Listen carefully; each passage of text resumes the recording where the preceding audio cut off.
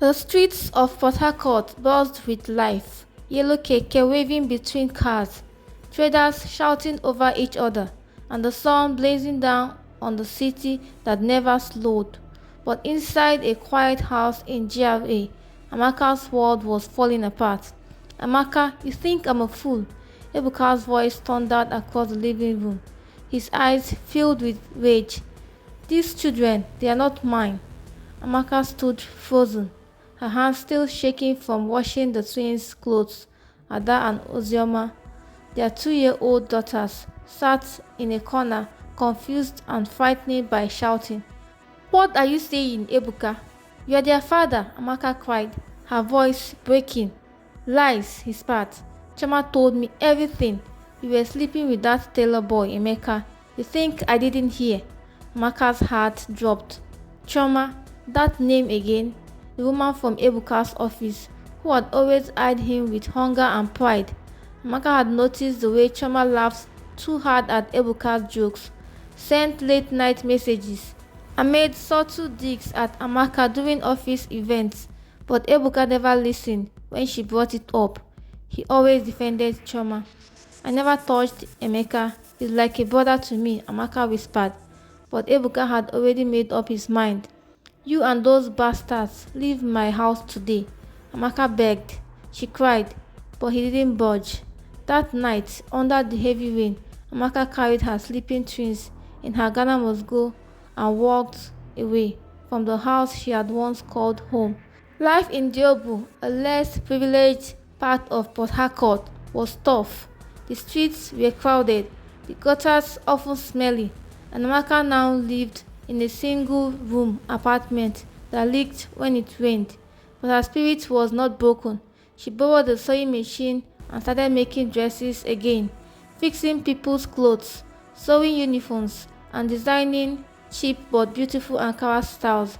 Slowly, she gained customers. She and her old church friends helped spread the word.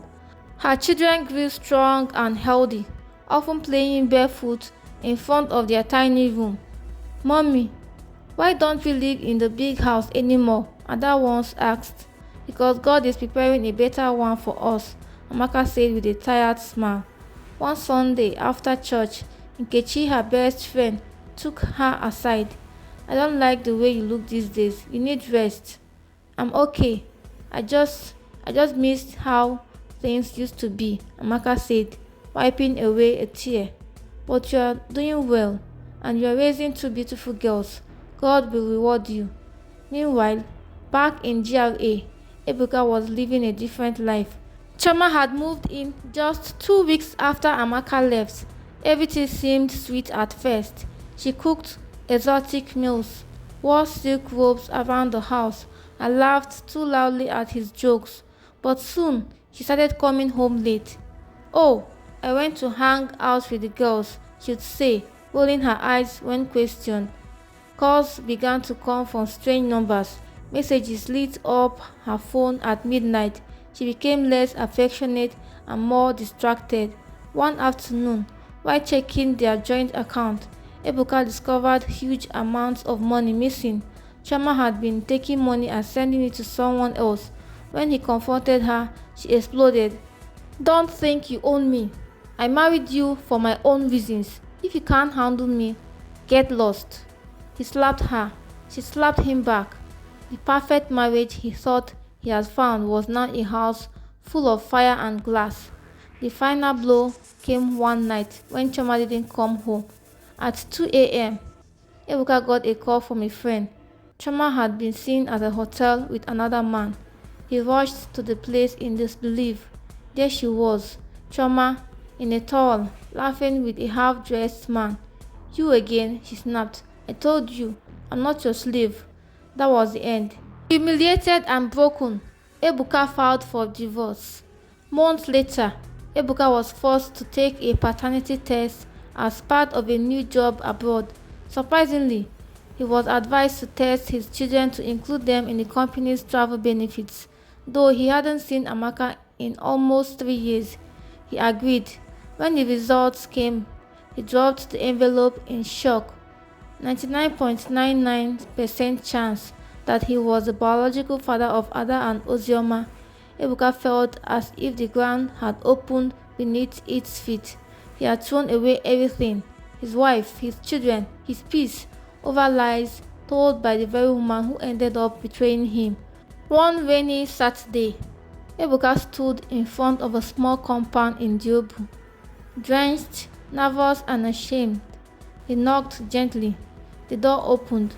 There stood Amaka, still beautiful, with fuller cheek and a confident glow. Her engagement ring glittered faintly under the bright daylight. "Ebuka," she said, stunned. He fell on his knees. "Amaka, I was wrong. I know I don't deserve it, but please, give me another chance. Those girls, they are mine. I know now. I want to be part of their lives." Amaka looked down at him with steady eyes. "You left us in the storm. We didn't drown. I was a fool. I believed Choma. I should have trusted you. Please." Amaka sighed. "I begged you to listen. You called our daughters bastards and threw us out. You let another woman break us." Tears streamed down his face. "I can't live like this. I lost everything." At that moment, a tall, calm man stepped out from the back room. Pastor Fred's assistant, Amaka's fiancé. "Is there a problem, sweetheart?" he asked gently. "No, baby," Amaka replied, still looking at Ebuka. "Just a visitor from the past." Ebuka's heart shattered. "I'll never stop loving you," he said, broken. "But I'll stop loving you," Amaka replied softly. "I found peace. I won't go back to pain." With that, she shut the door. Inside, her daughters ran to her, giggling. "Mommy, mommy, we made drawings."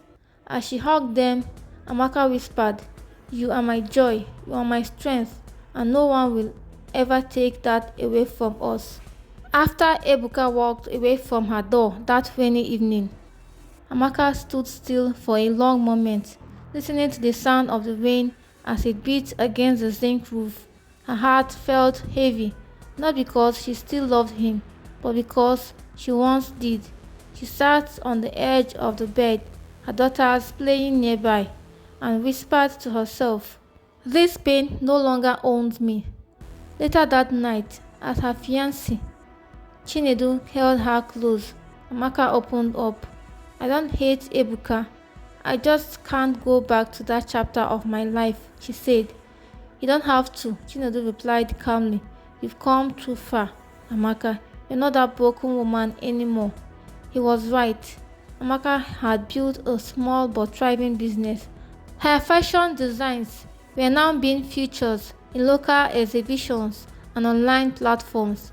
With Pastor Fred's mentorship and Chinedu's constant support, she had learned to stand firm in her identity. Her daughters, Ada and Ozioma, were no longer the confused toddlers who watched their mother cry into her pillow. Now, they were joyful, smart, and loved, thriving in schools, always excited to wear mommy's dresses for Sunday service. Ebuka returned to his now empty house. Chama had taken what she could during the divorce. He sat in the living room with a bottle of whiskey and stared at a framed photo of the twins from when they were babies. He tried to be part of their lives, reaching out through Pastor Fred and occasionally sending money for school supplies. But Amaka made it clear she would never stop him from being a father, but he would never again be her husband. She allowed supervised visits with the children at the church compound, but never at her home. The girls were polite but distant. Ebuka often noticed that they called Chinedu daddy when they thought he wasn't listening. He swallowed that pain like poison. One evening, Ebuka stood outside the church hall after a short meeting with the twins.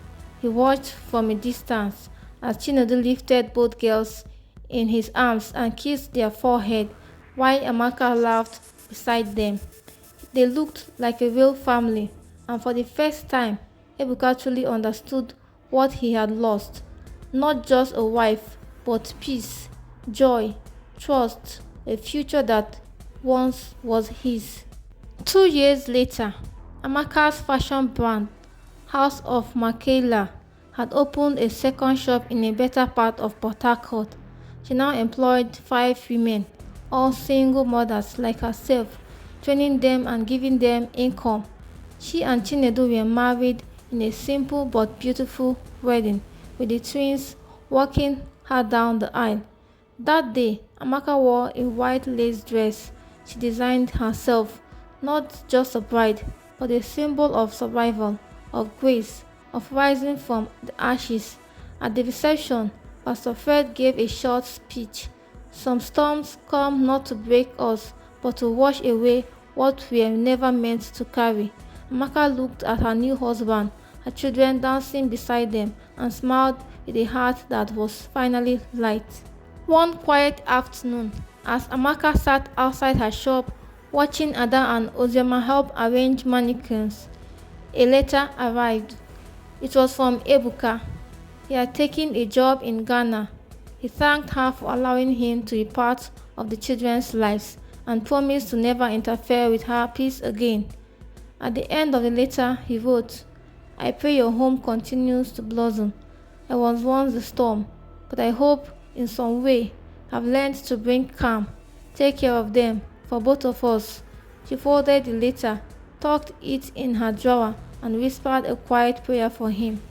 Not because she loved him anymore, but because forgiveness had healed her wounds.